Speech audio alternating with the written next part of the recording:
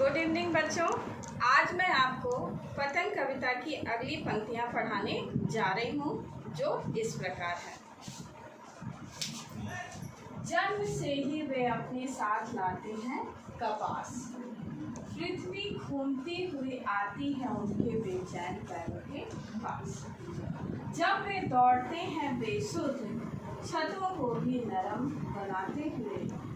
बच्चों, इस कविता में आपको पहले भी बताया जा चुका है कि कवि ने बाल सुलभ चेष्टा का वर्णन किया है कि बच्चे जो होते हैं बड़े ही मासूम कोमल होते हैं, उनका शरीर इतने चंचल होते हैं कि बड़ी ही तीव्रता उनके पैरों में होती है, उधम मचाते रहते हैं, इधर उधर उछल कूद करते रहते हैं। जैसा कि पिछली पंक्तियों में बताया गया था कि शरद ऋतु का आगमन हो गया है, बच्चे सभी अपने घरों से बाहर निकल करके छतों पर जा करके पतंग उड़ा रहे हैं। तो बच्चे का पतंग से क्या संबंध है, किस तरह से वो पूरे मनोयोग से पतंग उड़ाते हैं, इस भाव की अभिव्यक्ति कवि ने बड़ी ही सुंदर ढंग से इसमें किया है।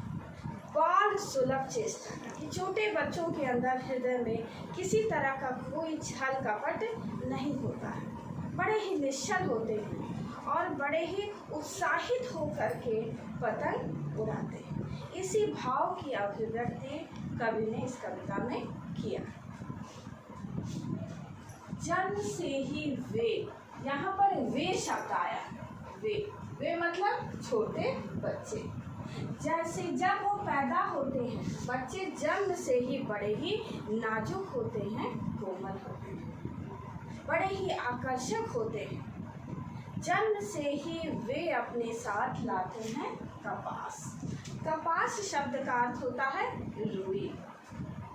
कपास यहाँ एक तरह से प्रतीकात्मक शब्द है। ये बच्चे की कोमलता का प्रतीक है कि बच्चे कितने कोमल होते हैं, नाजुक होते हैं, आकर्षक होते हैं और उनका शरीर जो है वो बड़ा ही लचीला होता है, जैसे रुई जिससे हम अपने घरों में बत्ती बना करके दीपक जलाते हैं। रुई का बड़ा ही काम होता है, उसको जिस रूप में चाहिए, जिस आकार में चाहिए, उसको आप रुई से बना सकते हैं। तो बच्चों का जो शरीर होता है वह भी बड़ा नाजुक और कोमल होता है। इतने लचीले होते हैं बच्चे कि जब चाहें तो वो अपने शरीर को किसी भी तरह से मोड़ लेते हैं।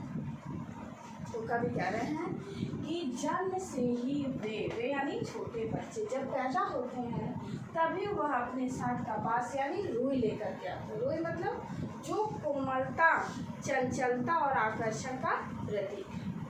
जिस तरह से जब बच्चे पैदा होते हैं तो उनको पहले रुई पर ही रखा जाता है, रुई से उनको दूध पिलाया जाता है। यानी जिस तरह से रुई बड़ा ही कोमल होता है, आकर्षक होता है, हल्का होता है, वैसे ही बच्चे बड़े ही नाजुक और कोमल होते हैं, आकर्षक होते हैं। पृथ्वी घूमती हुई आती है उनके बेचैन पैरों के पास। यानी ऊपर की पंक्तियों में बच्चों को रुई के समान बताया गया है कि जिस तरह से रुई बड़ा ही हल्का होता है, नाजुक होता है, कोमल होता है, आकर्षक होता है, रुई को हम कोई भी आकार दे सकते हैं, उसी तरह से बच्चे भी बड़े ही नाजुक और कोमल होते हैं, आकर्षक होते हैं। बच्चे जो हैं बड़ों का मन जीत लेते हैं, अपनी ओर आकर्षित कर लेते हैं। पृथ्वी घूमती हुई आती उनके बेचैन पैरों के पास। जब बच्चे छतों पर चढ़ करके पतंग उड़ाते हैं और किस तरह से वो उछल कूद करते हैं, दौड़ भाग करते हैं, ऐसा लगता है कि पृथ्वी ही उनके पैरों के नीचे घूम रहे, वो नहीं चल रहे हैं, पृथ्वी ही उनके कदमों के नीचे चल रही है। इतनी तीव्र गति से बच्चे दौड़ते हैं, पतंग उड़ाते हैं। बच्चों, इस पूरी पंक्ति में बड़ा ही अच्छा बिंब है, दृश्य बिंब है। ऐसा लगता है कि पूरी पृथ्वी ही बच्चों के कदमों के नीचे घूमती हुई नजर आ रही है। दृश्य बिंब। जब वे दौड़ते हैं बेसुध, बेसुध माने बिना किसी होश के। छोटे बच्चे क्या करते हैं? बेसुध होकर, जिनको कुछ भी डर नहीं होता है कि वो गिरेंगे, उनको चोट लगेगी, क्या होगा, बेसुध होकर बहुत ही तीव्र गति से वो छतों पर दौड़ते हुए पतंग उड़ाते हैं, छतों को भी नरम बनाते हुए। इस पूरी पंक्ति में स्पर्श बिंदु, स्पर्श बिंदु और इसमें दृश्य बिंदु, पूरी पंक्ति में कवि ने बड़े ही अच्छे बिंदुओं का प्रयोग किया है। छतों को भी नरम बनाते हुए। मेरे प्यारे बच्चों, आपको पता है कि बच्चे कितने नाजुक और कोमल होते हैं। छोटे छोटे बच्चे जब अपने नन्हे नन्हे कदमों से, छत देखिए कितना कठोर होता है, लेकिन जब वो अपने नरम मुलायम पैरों के स्पर्श से छतों पर दौड़ते हैं तो छत अनायास ही अपने आप ही बच्चों के अनुकूल हो जाता है, क्योंकि बच्चों का पूरा ध्यान उस पतंग उड़ाने पर रहता है।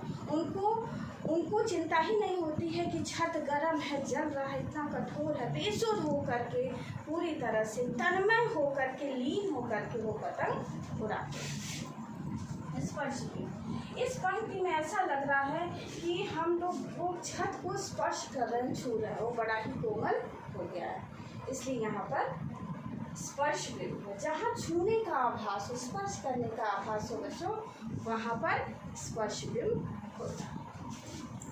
दिशाओं को मृदंग की तरह बजाते हुए छोटे छोटे बच्चे क्या हैं, चारों दिशाओं में इस तरह से छतों पर कूदते हैं, उठा मचाते हैं ऐसा। और उनके पद चाप, जब उनके कदम उस छत पर पड़ते हैं और उसकी ध्वनि निकलती है तो ऐसा लगता है कि मृदंग बज रहा, कोई वाद्य यंत्र बज रहा। बच्चों, दिशाओं को मृदंग की तरह बजाते हुए जब छोटे छोटे बच्चे छतों पर दौड़ दौड़ करके पतंग उड़ाते हैं तो उनके पद चाप जो कठोर छत पर पड़ते हैं और उससे जो ध्वनि कानों में पड़ती है, उसको सुनकर ऐसा लगता है कि कोई वाद्य यंत्र बज रहा, मृदंग बज रहा। इतनी कोमल ध्वनि उनके पद चाप से निकलती है जब वह तीव्र गति से दौड़ते हुए पतंग उड़ाते हैं। जब वे पींग भरते हुए चले आते हैं, डाल की तरह लचीले वेग से। अक्सर छोटे बच्चों के शरीर की उपमा किससे दी गई है? पेड़ की डाल से। जिस तरह से पेड़ की डाल जो होती बड़ी लचीली होती है, उसको चाहिए जिस तरह घुमा दीजिए, लचीली होती है, उसी तरह से छोटे बच्चों का शरीर बड़ा ही कोमल और लचीला होता है। वो अपने को हर आकार में किसी न किसी रूप में वो मोड़ने की क्षमता रखते हैं। इतनी तीव्र गति से, जैसे हम लोग पहले गाँव में झूला पड़ता था और झूले पर हम लोग पेंग भरते थे, पेंग भरते थे तो झूला यहाँ से वहाँ तक चला जाता था। उसी तरह से बच्चे इस तीव्र गति से दौड़ते हैं कि ऐसा लग रहा है कि वो पेंग भर रहे हों और उनका शरीर जो है वो पेड़ की डाल के तरह होता है जो इधर उधर घूमता रहता है, डाल की तरह लचीले वेग से। अक्सर बच्चे इतनी तीव्र गति से छतों पर दौड़ते हैं और दौड़ते दौड़ते अचानक छतों के किनारे आ जाते हैं, और जैसे ही छतों के किनारे आते हैं उस समय गिरने से बचाता है उन्हें सिर्फ उनके ही रोमांचित शरीर का संगीत। डाल की तरह लचीले वेग से अक्सर छतों के खतरनाक किनारों तक जब बच्चे आ जाते हैं तो उस समय गिरने से बचाता है उन्हें सिर्फ उनके ही रोमांचित शरीर का संगीत। रोमांचित शरीर का संगीत का अर्थ होता है कि बच्चों, जब हम किसी भी कार्य को बड़ी ही तन्मयता से करते हैं, उसमें लीन होकर के, मन लगा करके, जब हमारा शरीर और मन पूरी तरह से किसी कार्य को करने में लग जाता है तो उस कार्य में तन्मयता आ जाती है। तब व्यक्ति अगल बगल कुछ नहीं देखता है, सुनता है कि क्या होगा, पूरी तरह से तन्मय होकर के उस कार्य को करने में लग जाता है। तो बच्चे भी बड़े ही रोमांचित होकर के, प्रसन्न होकर के, खुश होकर के पतंग को आकाश में उड़ाते हैं। पतंग ऊपर आकाश में उड़ता है, ऐसा लगता है कि बच्चे उस पतंग की डोर के सहारे वो भी आकाश में उड़ रहे हैं। पतंगों की धड़कती ऊंचाइयां उन्हें थाम लेती हैं महज एक धागे के सहारे। जिस तरह पतंग की एक पतली धागे के सहारे वो उड़ता रहता है, वैसे ही बच्चे भी उसी उनकी पूरी धड़कन, उनका पूरा मन मस्तिष्क उसी तरह से उस पतंग में टिका रहता और उसी धागे के सहारे वो भी आकाश में उड़ते हुए प्रतीत होते। महज एक धागे के सहारे पतंगों के साथ वे भी उड़ रहे हैं। जिस तरह से पतंग एक डोर के सहारे, धागे के सहारे आकाश में उड़ता है, उसी धागे के सहारे बच्चे भी जो है वो आकाश में उड़ते हुए प्रतीत।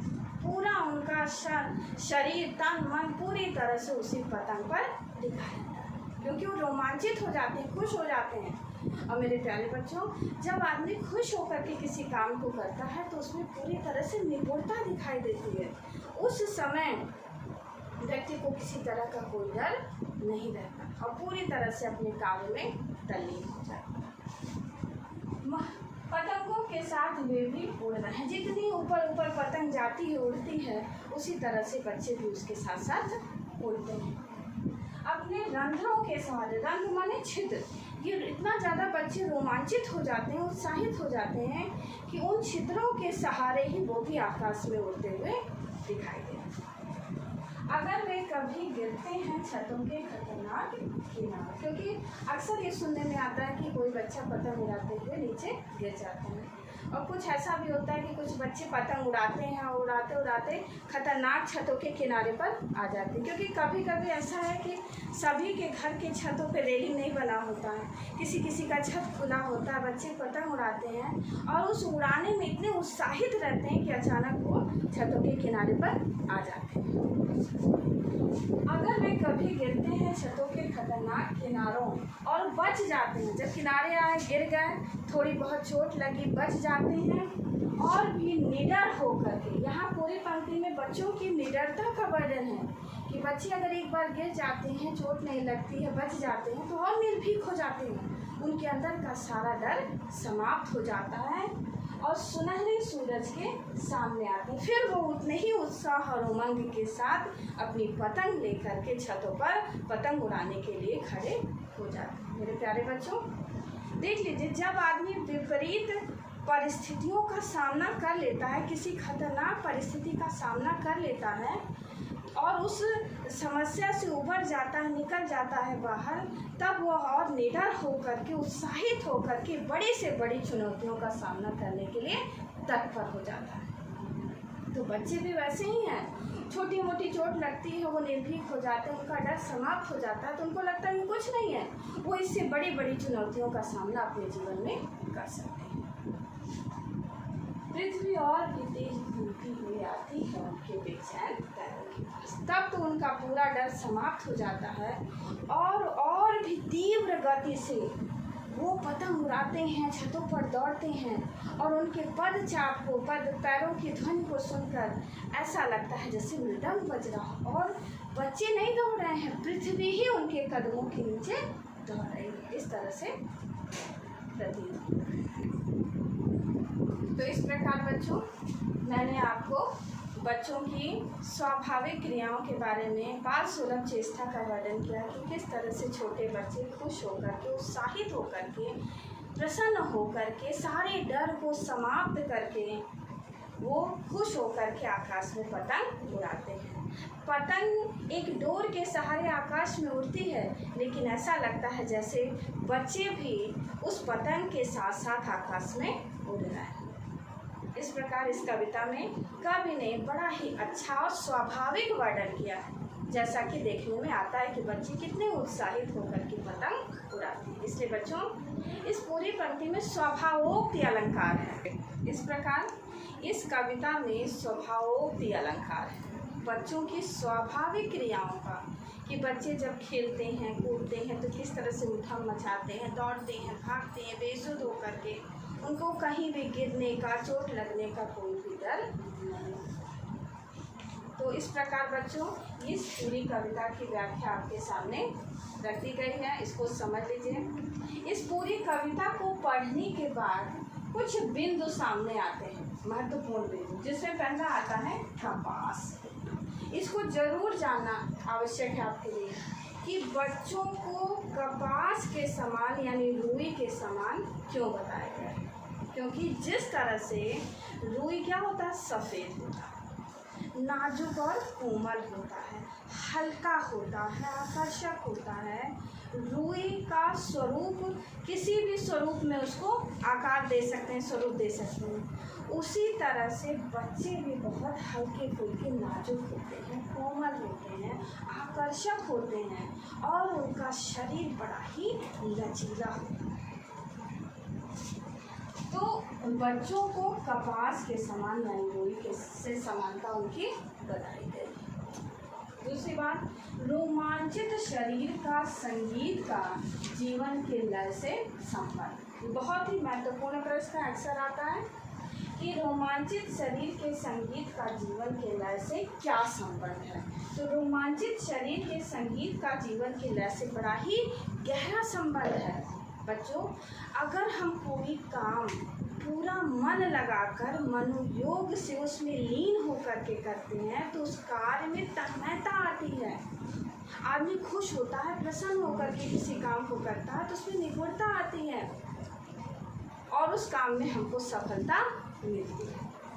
तो बच्चों, आपको भी मैं एक बात बताना चाहती हूँ कि हमेशा आप पढ़ाई करिए तो पढ़ाई को बोझ की तरह मत लीजिए। खुश होकर के, प्रसन्न होकर के, पढ़ाई में लीन होकर के पढ़िए तो देखिए कितना मज़ा आता है और उसका रिजल्ट आपके सामने होगा, कितनी सफलता आपको मिलेगी और सफलता आने के बाद व्यक्ति को अपार सुख की अनुभूति होती है। आगे देखिए, पतंग। अगला प्रश्न बनता है कि पतंग भादों के बाद ही क्यों उड़ाई जाती है? मेरे प्यारे बच्चों, क्योंकि भादों का जो महीना होता है वो वर्षा ऋतु का महीना होता है और वर्षा ऋतु जब समाप्त हो जाती है उसके बाद जब शरद ऋतु का आगमन होता है तो उस समय वातावरण बिल्कुल स्वच्छ साफ होता है, चारों तरफ प्रकाश ही प्रकाश और बड़ा ही मनमोहक और आकर्षक वातावरण होता है। उस समय ना तो बहुत ज़्यादा ठंड होती है और ना बहुत ज़्यादा गर्मी। तो इस मौसम में जब बच्चे पतंग उड़ाते हैं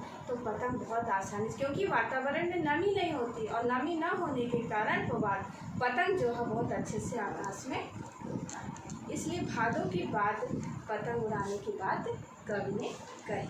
अगला देखिए, वर्षा या शरद ऋतु के महीनों के नाम। भारत में 6 ऋतुएं होती है। प्रत्येक ऋतु का समय 2 माह का माना जाता है। वर्षा ऋतु में 2 महीने होते हैं, सावन और भादो, और शरद ऋतु में भी 2 माह का होता है, क्वार और कार्तिक। तो इस प्रकार बच्चों मैंने पतंग पाठ की पूरी पंक्तियाँ आपके सामने अर्थ के साथ विस्तार से आपको समझा दी है।